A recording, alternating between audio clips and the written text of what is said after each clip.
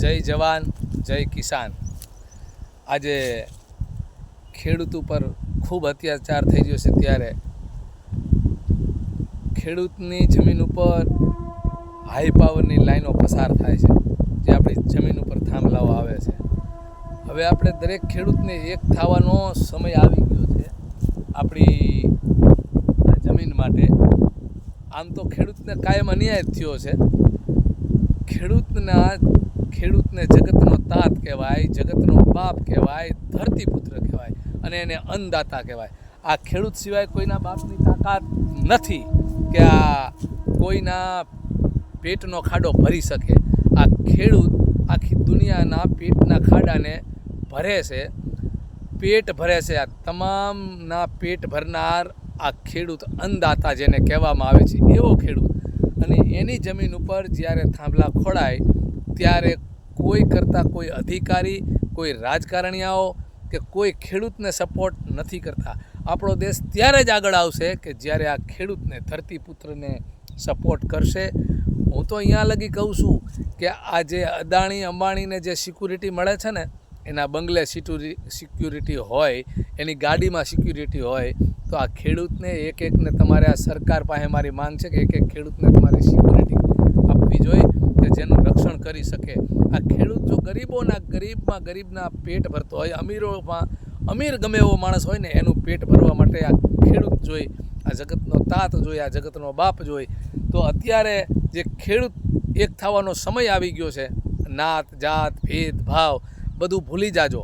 પણ તમામ મારા ખેડૂત પુત્રને આહવાન કરું છું કે દરેક ખેડૂતને સપોર્ટ કરે અને ખેડૂતની સાથે રેલીમાં પહોંચી શકે। તો આજે જ ગાંધીનગર જઈ રહી છે રેલી, તો એના સામેલ એની સાથે થઈ જાય અને દરેક ખેડૂત પોતાના ખેડૂતનું દુઃખ સમજે, પોતાના ભાઈનું દુઃખ સમજી અને ખેડૂતને હેલ્પ કરે। જ્યાં જરૂર પડે ત્યાં ખેડૂત એકતા સમિતિ નીમવામાં આવે અને ખેડૂતને જ્યાં જરૂર પડે ત્યાં ખેડૂત બધા ભેગા થઈ જાય।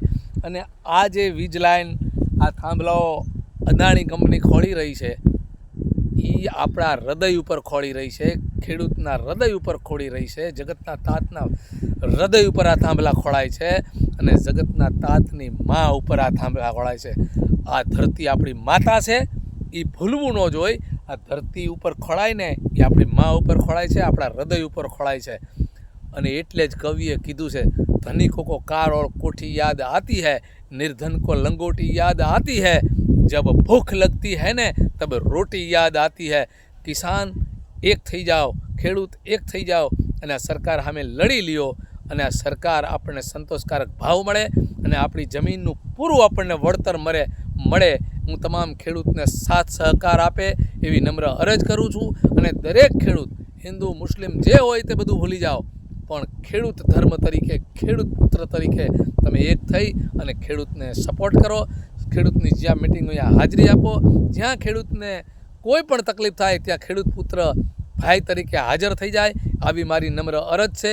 અને આ વિડીયો આગળ મોકલજો અને તમામ ખેડૂતને સપોર્ટ કરજો, ફોલો કરજો અને શેર કરજો।